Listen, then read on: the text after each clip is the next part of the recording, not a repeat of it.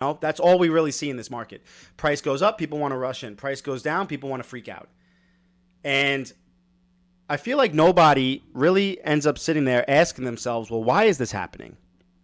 Why are these assets changing in price? A lot of people, they're just reacting to the market, and most of the time, it's them emotionally reacting to the market. But that's not intelligence, right? That's not you being a educated investor. What that is it's you participating in social conditioning. So, ironically, we have trained an entire generation to believe that the price of the asset is the story of the asset, as if the price is the cause of everything, right? The project's going to succeed based on the price of the asset. And a lot of people, they want to measure the success of a project in the short term price action. But that's the furthest thing from being an educated investor. And the more that I sit with this idea, I come to realize that price is usually the last thing that moves. It's never the first thing that moves. But all of the time, people want to pay attention to the first thing that moves. Right? They think that it's the price. The price should be the first thing that moves. But the price doesn't move because, the price doesn't move because people want it to move in the market. Ray, thank you for that. A lot of people think that people buy and the price goes up, or people sell and the price goes down. And yeah, that's true on the surface level, but that's the first move. That's the obvious move. That's what people want to pay attention to, right? And that's also the move that everybody could see. But the real world does not run on obvious moves. It runs on what happens after. And I think that this is probably one of the biggest disconnects that I see when I'm engaging with the community, is that people still think that excitement and fear moves the market. And to some degree on the surface level, I think that it's true, but people still think that belief moves the market. People still think that the hype moves the market. But if you haven't been paying attention, this is a systemic infrastructure rollout. And the system doesn't care about the excitement. The system doesn't wake up one day and say, wow, people are feeling really bullish today. A system most certainly doesn't panic, and a system absolutely has no fear of missing out. That's it. And I think that this is where retail and institutions are living in two completely different worlds. And I try my best to get the viewers on the approach within the thought process of how the institutions are thinking and approaching this market. There is no emotions with the banks and the institutions. So retail is watching the price charts, retail is watching the candles, retail is watching the indicators, but the institutions are watching something totally different.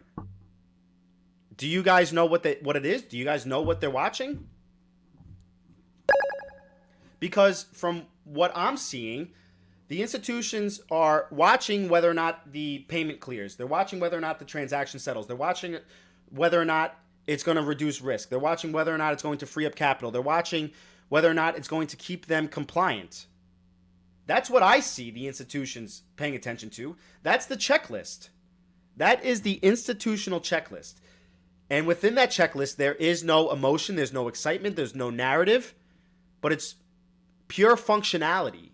And the scary part is that both groups, both retail and institutions, both groups are looking at the same market, but they see two totally different things.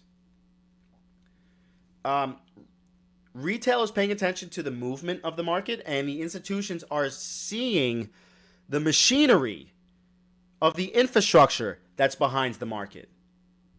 It's amazing. They're both looking at the market, but we're paying attention to two completely different conversations. Retail's paying attention to the numbers changing. The institutions are paying attention to how the systems are changing and how the systems are actually operating. And if you're only seeing the numbers, then you're going to miss what is actually moving the numbers. So where the puzzle, I think, starts to actually crack wide open is that most people think that the most important movement is the price change. That's what people think. The most important movement is the price, is the moment that the price actually breaks out. But that's never the real moment. I have told you guys that short-term price action prior to regulations is unsustainable. Right? That's the real moment. When somebody from a big institution finally says, this system is infrastructure, and this infrastructure works better than the one that we're currently using, that decision, of course it doesn't move the price immediately, but it changes everything that follows after that decision.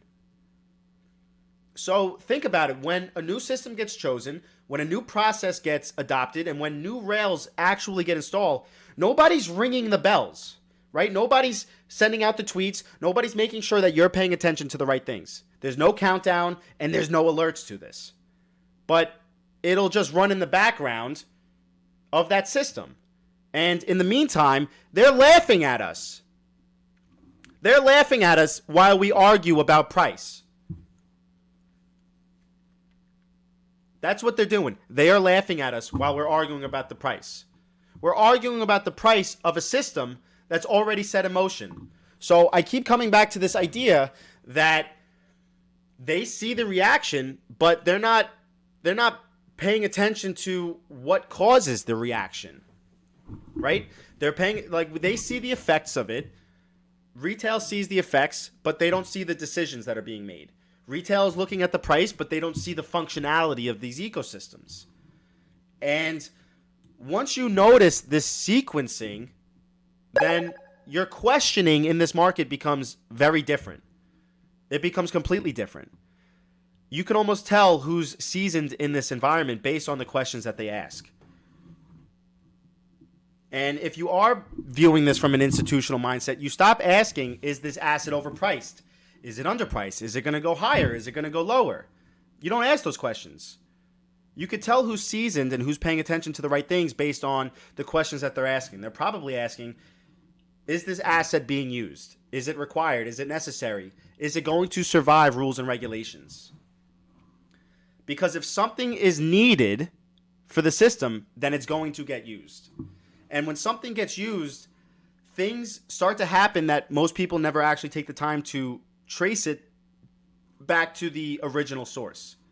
So here is my thought process. Maybe the price is in the theory, right? You may have the theory about an asset and the price could be baked into your theory. But the price is really the shadow of what's going on. Maybe the price isn't the cause of the adoption, but it's the effect of the adoption. And the real story probably lives somewhere much more darker, somewhere much more quieter, somewhere much more slower, and somewhere where most people never really kind of bother to look. So if you can get past that first realization that the price isn't the cause of the system being adopted, but it's the effect of the system being adopted, it's the actual shadow, then your next question should naturally start to form in your head. What happens after something is used? Right? That's what you should be asking. What happens after something gets used? And we're not talking about what actually happens when people want to talk about it or what happens when people start to promote it, but what actually happens when something gets used. That's what you should be asking yourself. Because the usage will change things in a way that your beliefs in a project could never change. You wouldn't be able to. You wouldn't be able to believe in it hard enough for you to change the price of it.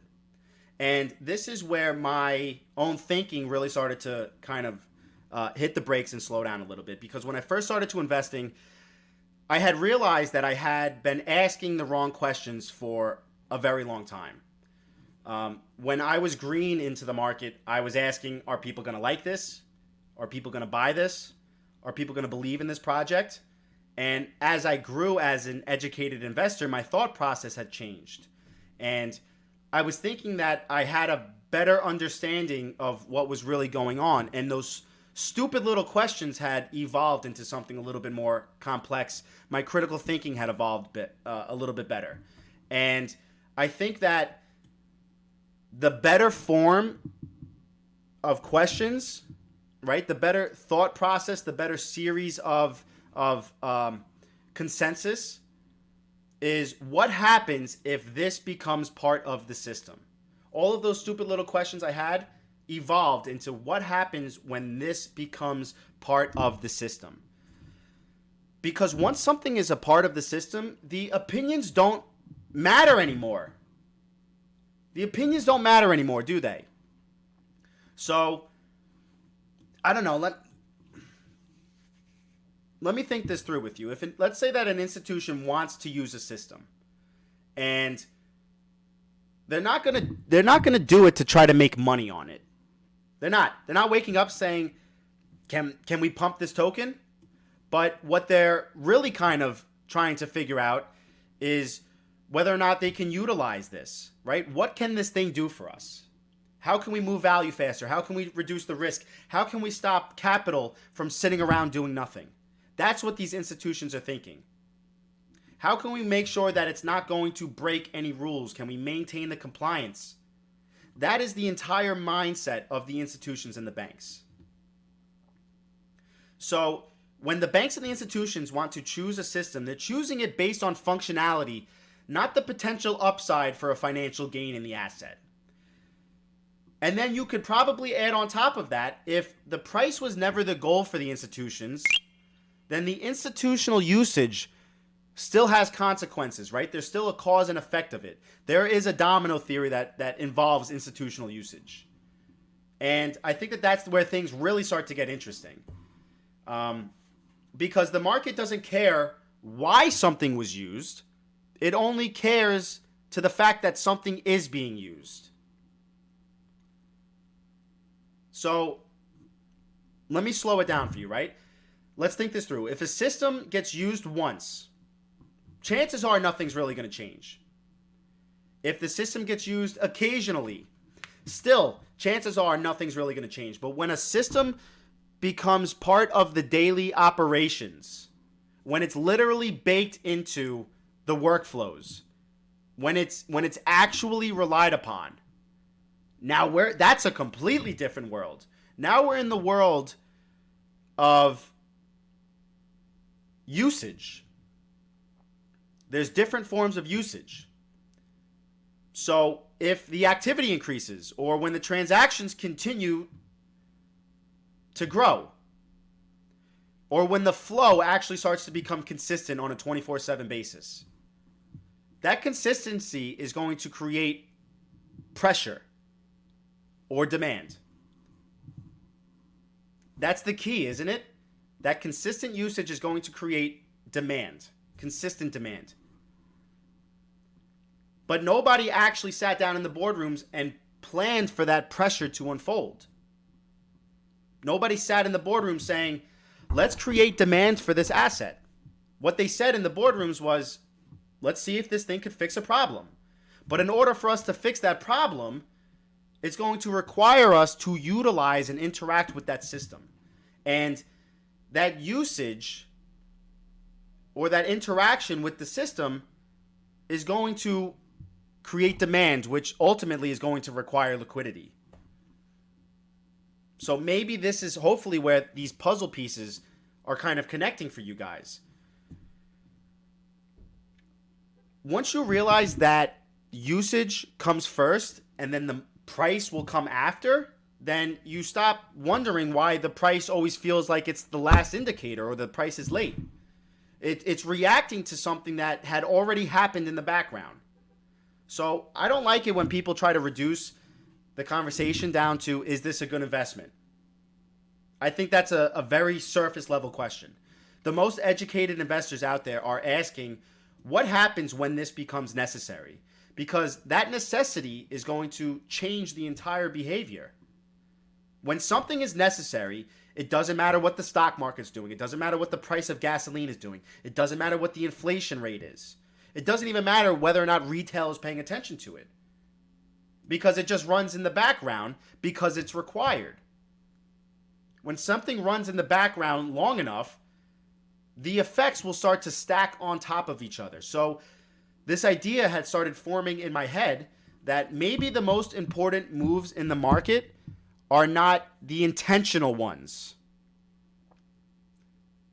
Maybe they're just accidental. Maybe they're just accidents. They're just the ricochet. And let me clarify. When I say accidents, I don't mean it in the sense that like something was careless. I mean it in the sense that price was never the objective for these institutions and these banks. But inevitably, the price did become the outcome of utilizing this system. And if that is true, then we're onto something really special here. We might just be looking at the next financial system. I believe that it is.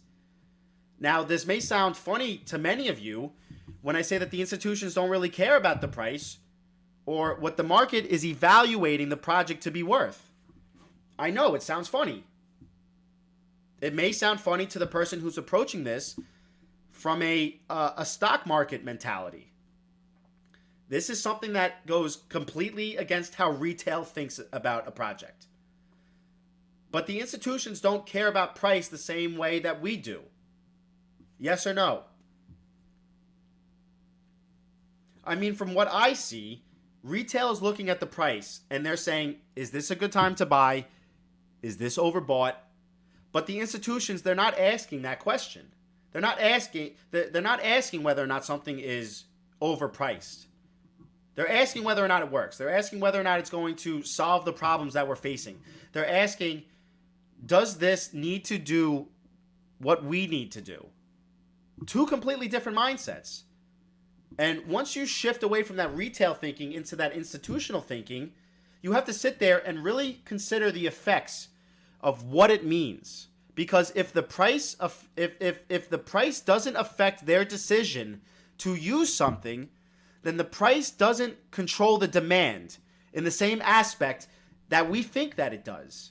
They're not going to sit there and say, this asset is too expensive in terms of the price, we're not going to utilize it. So think about it. If an institution needs a system to move money or to settle payments or to reduce the risk or to stay compliant, then what happens if the price of the asset is tied to the system if it goes up in value? Do you think that they stop using it? Of course not. Of course not. Because the dependency of their needs doesn't change the functionality of what the system is doing. This is where retail's critical thinking breaks. They fucking break. That's retail thinking. Oh, well, the price is too high, so the demand is going to drop. But that only applies to optional behavior. Speculation. Speculative behavior. That type of demand doesn't apply to required behavior. Guess what? If the price of oil doubled tomorrow, then cars, planes, and ships will still required for transportation. Yes or no? Buildings, are they going to require it for heating? Yes or no? Power plants, are they going to require it to produce energy? Yes or no? The system will continue to produce synthetic rubber and lipstick and shampoo and cell phones and TVs and golf balls and antifreeze and furniture. All of that is made with oil. If you need gasoline to drive to work, you don't stop driving to work because the gasoline got more expensive. If you need electricity to run a hospital, you're not shutting off the hospital because the prices went up. If you need the internet to operate a business, you're not canceling your internet because the bill is inconvenient to you. So what do? You just adjust. You absorb the market value and you continue forward. Because the system has to run regardless. And that's how institutions think. That's how the infrastructure truly runs. They don't say, wow, this asset is up a lot, so let's just stop settling the payments. What they're saying is we still have to operate. And that realization alone should change the way that you view demand. Completely. It should change the way that you view demand. If you're still viewing it in a retail mentality, how do I get you to view it in an institutional mentality? Because the truth is that demand, it's not speculative. It's based on structure.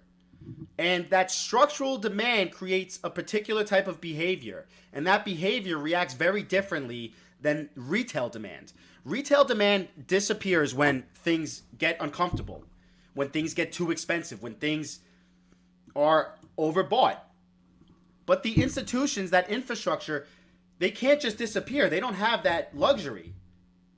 They get locked into workflows. They get locked into the systems. They get locked into obligations. They don't have the option to just walk away when something is uncomfortable or inconvenient or too expensive. So this is where that thought process should really start to sharpen for you guys. If the institutions don't care about the price and they still need it to use the system, then the price stops being the gatekeeper. And what actually becomes the gatekeeper is consistent functionality, right? It's that demand. And when that demand shows up, regardless of the market value or the price, that's when you start to see something very different from what your peers are expecting. You don't get those clean pullbacks. You don't get those perfect entries with those types of demand. What you get is pressure. It's the kind of pressure that gives you, I don't know. It's the kind of pressure that changes the entire structure that's upholding the entire market. So my investment thesis, right? I stopped asking when should I buy it, and I had to start asking what assets are they going to rely on for the infrastructure? Because what happens if the price keeps going up and the system still has to use it anyway?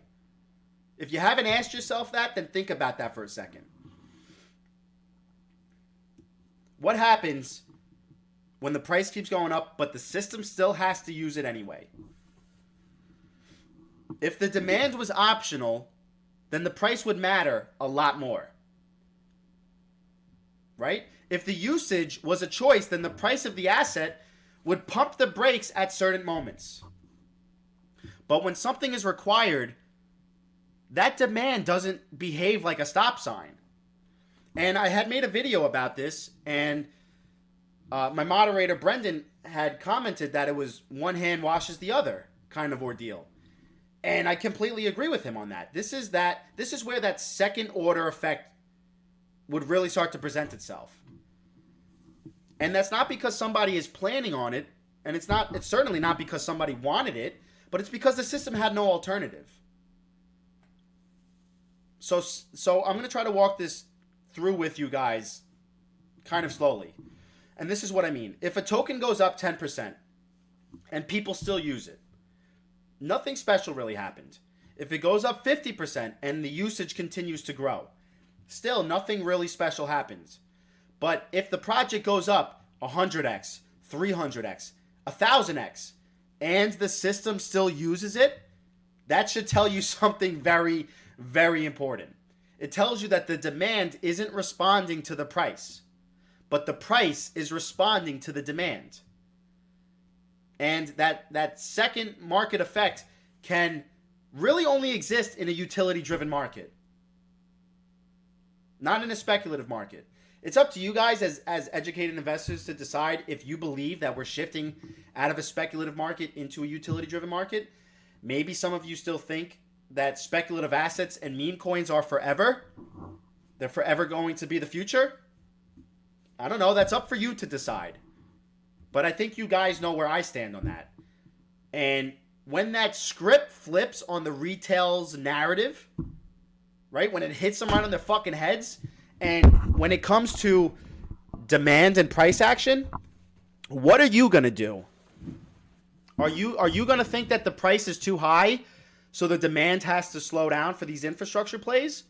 Or are you going to think that the price is high and you're paying attention to the usage is continuing to grow, so evidently that demand has to keep growing? I don't know. That's up for you to decide. If you believe that the demand is emotional, or if the demand is mechanical, if it's baked into the system, if it's infrastructure. What I believe is that the system is going to keep pulling what it needs when it needs it. And when it keeps pulling, what it's going to do is it's going to keep building that type, it's going to build pressure. And that kind of pressure is very strict, because I don't believe that the institutions are going to be waiting for the RSI to cool down. I don't believe that. I don't believe that the institutions are trying to time entries. I don't believe that. I think that there's going to be a squeeze on the demand that this market has never seen before. And I think that it's going to be a squeeze that most people don't even know it's coming. And when I say squeeze, I don't mean like a short squeeze, but like a usage squeeze. That's a funny word, squeeze. But it's a usage squeeze where that demand continues regardless of the price. And evidently the supply has to respond to that. And I think that it makes it dangerous for people who don't necessarily understand it. Because one day they're going to look up and they're going to say, wait a minute, why didn't this ever really pull back? And boom, the confusion starts to set in. You're going to hear people say, it's overextended, it should retrace, this doesn't make any sense. Kind of like maybe what you're hearing people say. Right? I don't know. I'm hearing people say that this is not responding like any other previous cycles. And if you're actually intelligent, then you understand that systems don't care what should happen. What it cares about is what has to happen. And if the system has to keep running, then the demand is not asking for permission. But it's going to pull it when it needs it. That's what I mean by it's going to be a second order squeeze. Not because the institutions want a higher price, but because that continued usage left the market no room to pump the brakes. Jafe is asking, but when? I can't tell you when. I can tell you, I inevitably it's going to happen. I can't tell you when. I don't know when, but I do know it's going to happen. It leaves the market no room to breathe. That kind of demand. They have no choice but to take the demand when it's needed. Right? That's the thought process. So when I put all of this together, I stopped thinking about the price targets. I stopped thinking about when is it going to, like what's the top going to be? And I shifted my perspective. I shifted my thinking, and I started to think, what happens when there's no off switch? Everyone wants to talk about flip of the switch, but what happens when the system has no off switch?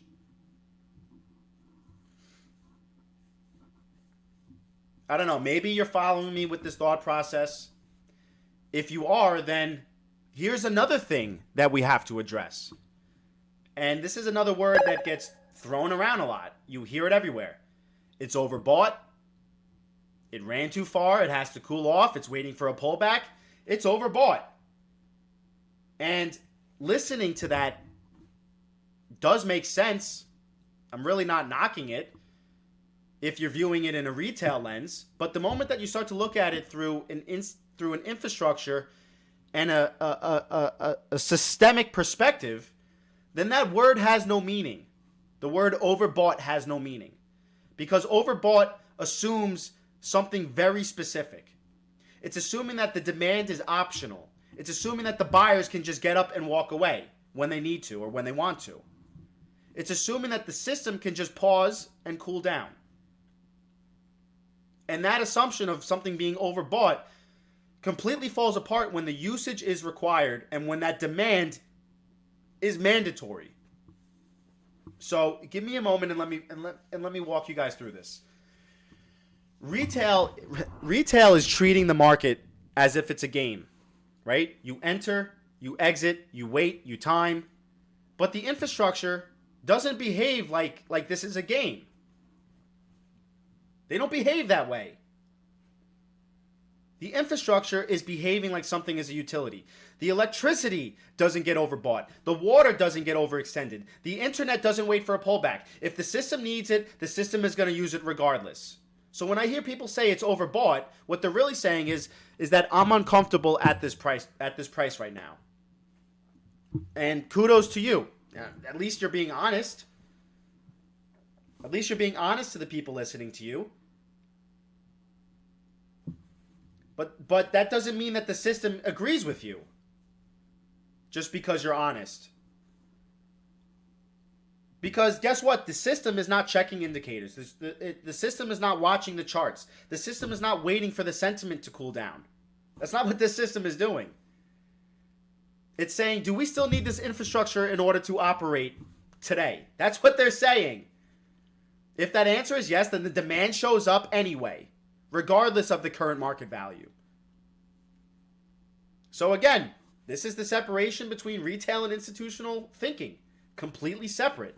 Retail sees a high price and they freeze and they get nervous, and the institution sees a required process and they continue utilizing it regardless of the market value.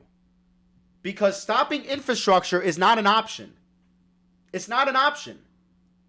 So this is why you don't get any clean pullbacks in an infrastructure-driven demand. You don't get that. What you end up getting is more pressure to the system. The kind of pressure that just doesn't turn off. And I hear it all the time. I can only imagine what you guys hear when you jump in and out of lives. The cycle's different. The institutions are here. Regulations are inbound. This is not normal. It doesn't look like past cycles. And they're right. And they're right, because it's not the same type of market. But they're applying speculative logic to a structural system. That's what they're doing. So let me ask, when you see the price rising and the usage continuing and the demand not slowing down, how are you going to interpret that?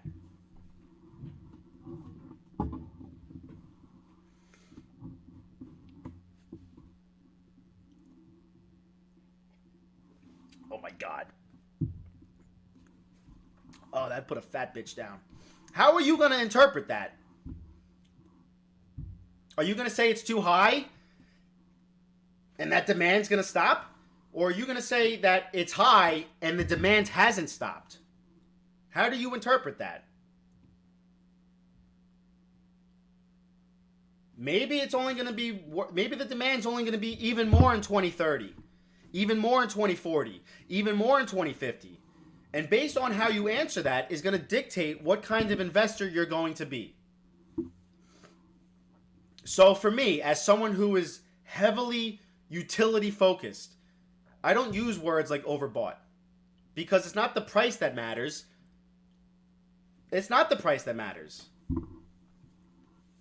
It's not. But it's because the price stopped being the deciding factor for me. The functionality of the ecosystem became a deciding factor for me. The usage became a deciding factor for me. The necessity became a deciding factor for me. And once you see that, you can't help yourself but to ask, can the system afford to stop using this type of infrastructure? Is it going to be needed? There is no better asset than that. Could you imagine that? There's no better asset than something that the system depends on. Can the system afford to stop using this? That's the type of investments you should want to find. Because at that point, the price is not the driving factor anymore. It's the reflection, it's the shadow, it's the ricochet, it's the inevitable. The price is the inevitable with that type of system. So yeah, the price may be the deciding factor to many, but the price only matters when something is optional. If you were driving through the desert and you needed gasoline, and there's only one gas station for the next 100 miles, you're going to pay the gasoline regardless of what the guy is charging you because you need it. The price only matters when usage is a choice. The price only matters when participation is purely emotional. The price only matters when people have the option to walk away. But when when something becomes required, the price loses its authority. I keep saying that short-term price action prior to rules and regulations is unsustainable, because it's dependent upon speculative demand, and that speculative demand is very fragile. That demand disappears when something's uncomfortable. It disappears when the narrative changes. That demand disappears when the fear shows up. But the utility demand doesn't disappear because the system still has to run. So we're at a crucial moment in this market where we can recognize the necessity.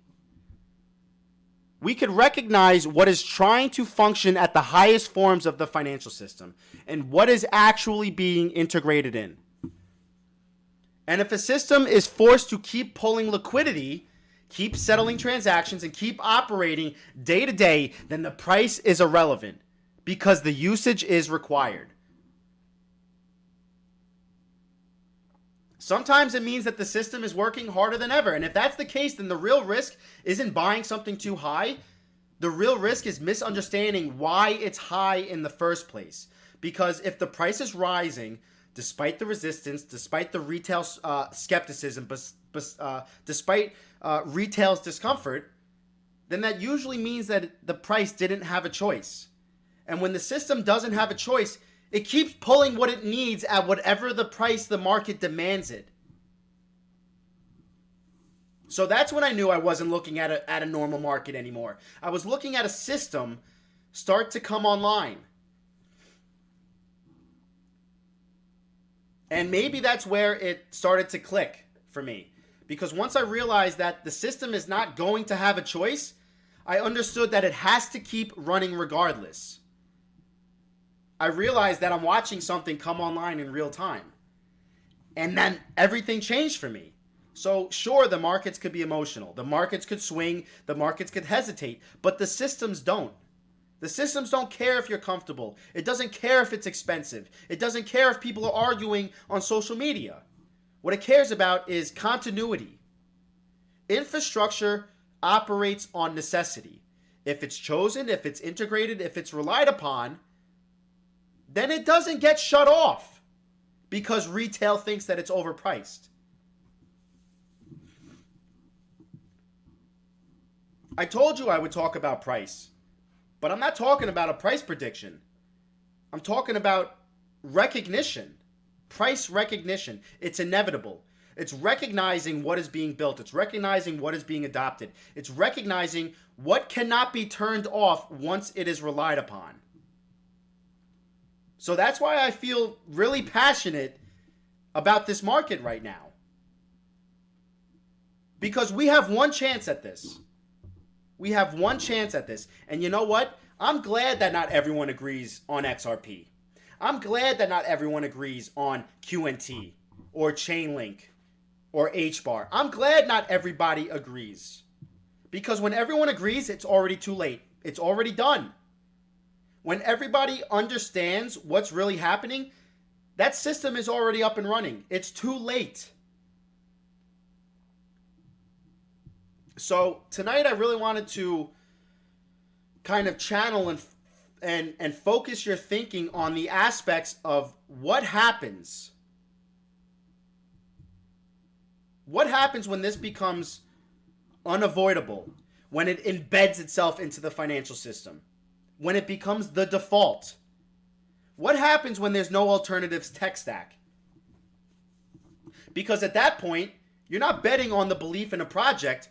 You're positioning yourself around functionality of infrastructure.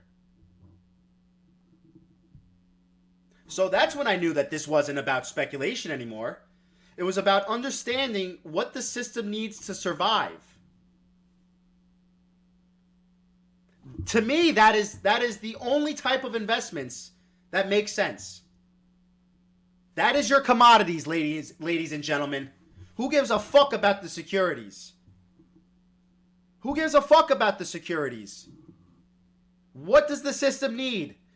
It doesn't matter. It doesn't matter what the price of oil is. They still need the motherfucker.